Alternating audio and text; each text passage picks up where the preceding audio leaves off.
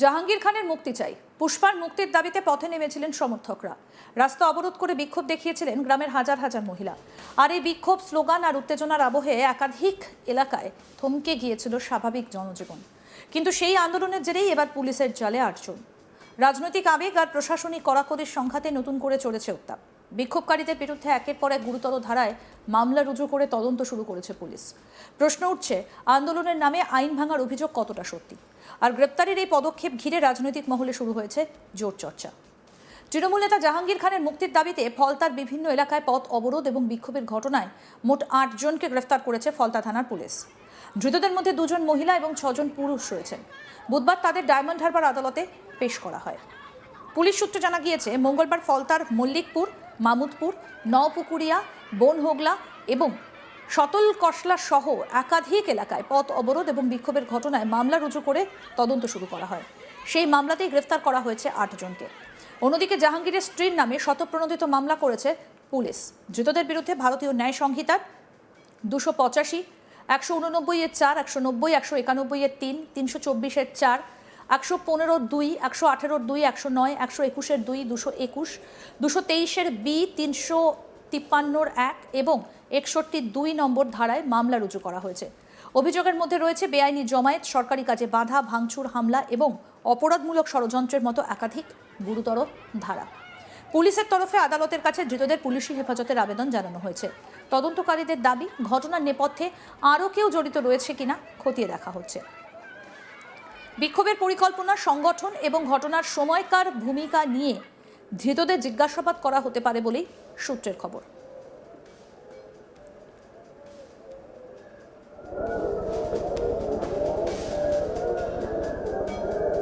আমাদের প্রতিনিধি প্রসেনজিৎ কি প্রতিবেদন তুলে ধরেছেন, দেখব। দক্ষিণ 24 পরগনার ফলতা কার্যত সংবাদের শিরোনামে প্রত্যেক দিনই উঠে আসছে। ফলতায় ধৃত তৃণমূল নেতা জাহাঙ্গীর খানের মুক্তির দাবিতে একাধিক জায়গায় রাস্তা অবরোধ করে বিক্ষোভ দেখাতে দেখা যায় জাহাঙ্গীর অনুগামীদের। জাহাঙ্গীরের স্ত্রী রেজিনা বিবির নেতৃত্বেই কার্যত দফায় দফায় এই বিক্ষোভ আন্দোলন কর্মসূচি পালিত হয়। সোমবার থেকেই দফায় দফায় এই বিক্ষোভ কর্মসূচি চলছিল। মঙ্গলবার এই কর্মসূচি আরও বড় আকার নেয়। রাস্তায় পোস্টার প্লাকার্ড নিয়ে একদিকে যেমন রাস্তা অবরোধ করে বিক্ষোভ দেখাতে থাকেন জাহাঙ্গীর অনুগামীরা, তেমনি এই জাহাঙ্গীরকে নিঃশর্ত মুক্তির দাবিতে এবং তাকে যাতে কোথাও কোনোরকমভাবে তার সামাজিক সম্মানহানি না করা হয়, অর্থাৎ রাস্তায় যেভাবে জাহাঙ্গীরকে দেখা যাচ্ছে হাফ প্যান্ট পরিয়ে পুলিশ ঘোরাচ্ছে, তার কোমরে দড়ি বাঁধিয়ে ঘোরাচ্ছে, তাকে কান ধরিয়ে সাধারণ মানুষের কাছে ক্ষমা চাইতে দেখা যাচ্ছে, এই ধরনের কোনো রকম ঘটনা ঘটানো যাবে না। এই দাবিতেই কার্যত জাহাঙ্গীর খানের স্ত্রী রেজিনা বিবির নেতৃত্বে ফলতার একাধিক জায়গায় বিক্ষোভ হয়। বনহোগলা, নপুকুরিয়া, মামুদপুর এই সমস্ত এলাকাতে পরপর 2 দিন এই বিক্ষোভ আন্দোলন চলে। অবশেষে মঙ্গলবার যখন এই বিক্ষোভ আন্দোলন তীব্রতর হতে শুরু করে, তখনই পুলিশের তরফ থেকে ব্যবস্থা নেওয়া হয়।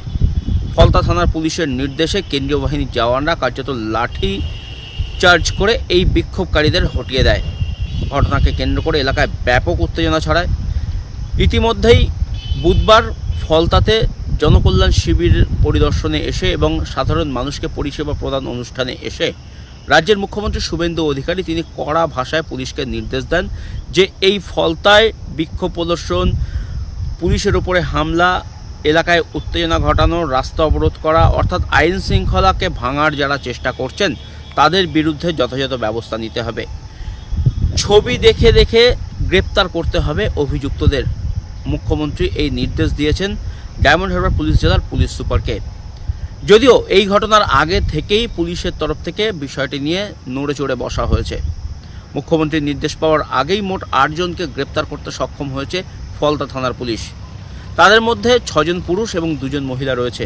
ধৃতদের বিরুদ্ধে এলাকায় অশান্তি ছড়ানো, বেআইনি জমায়েত করা, দাঙ্গা ছড়ানো, সরকারি সম্পত্তি ভাঙচুর, সরকারি আধিকারিকদের, সরকারি কর্মীদেরকে মারধর সহ একাধিক ধারায় মামলা দায়ের করা হয়েছে।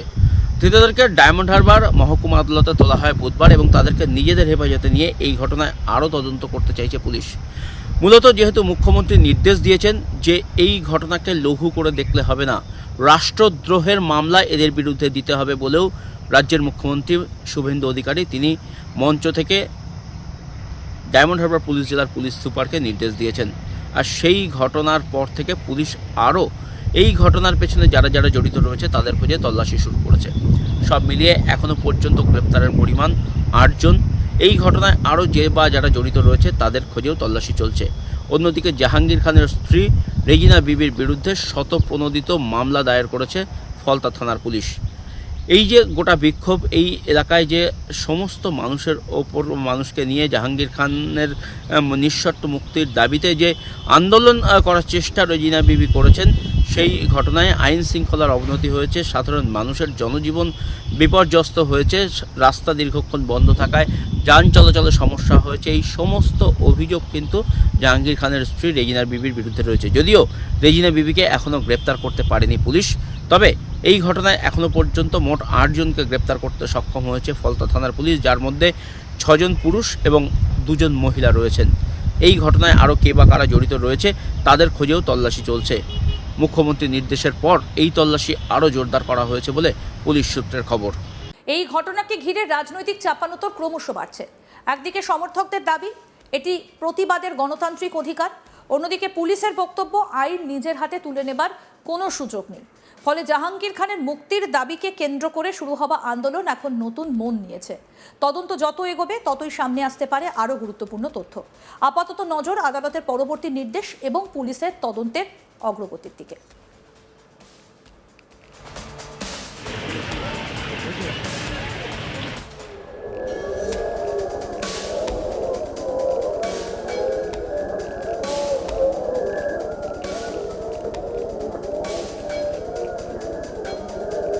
জাহাঙ্গীর খানের মুক্তি চাই, পুষ্পার মুক্তির দাবিতে পথে নেমেছিলেন সমর্থকরা। রাস্তা অবরোধ করে বিক্ষোভ দেখিয়েছিলেন গ্রামের হাজার হাজার মহিলা।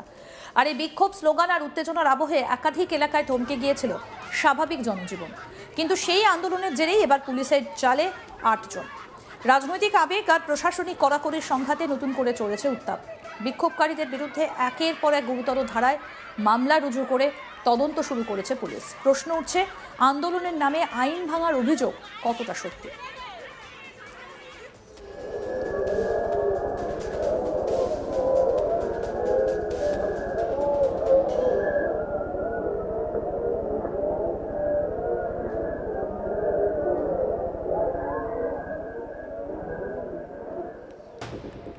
আর গ্রেপ্তারের এই পদক্ষেপ ঘিরে রাজনৈতিক মহলে শুরু হয়েছে জোর চর্চা। তৃণমূল নেতা জাহাঙ্গীর খানের মুক্তির দাবিতে ফলতার বিভিন্ন এলাকায় পথ অবরোধ আর বিক্ষোভের ঘটনায় মোট 8 জনকে গ্রেফতার করেছে ফলতা থানার পুলিশ। ধৃতদের মধ্যে 2 জন মহিলা, 6 জন পুরুষ রয়েছেন।